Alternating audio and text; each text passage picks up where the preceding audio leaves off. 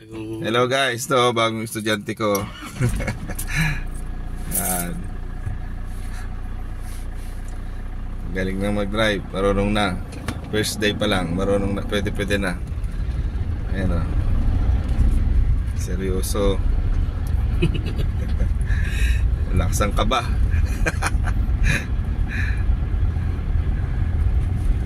Oo, kita yung dibdib o, kumakaba o. Nag-aaral mag-drive kasi na-promote na daw siya. May bibigyan daw siya ng bagong sasakyan sa company niya. Ayun, kaya nag-aaral mag-drive. Yan lang talaga para ma-improve. Ano, marunong na, konti na lang aircon, boss, mainit. Sensya na, boss. Nakakapata, boss.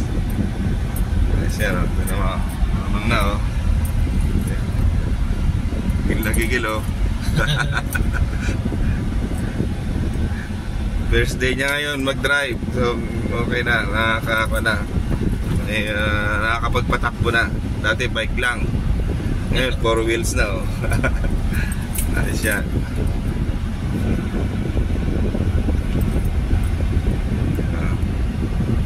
Masasanay din yan. Mga ilang van lang.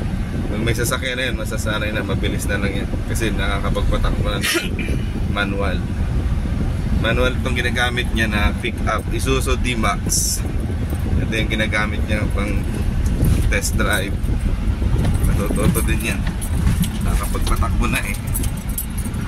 Diba? Alright, bye.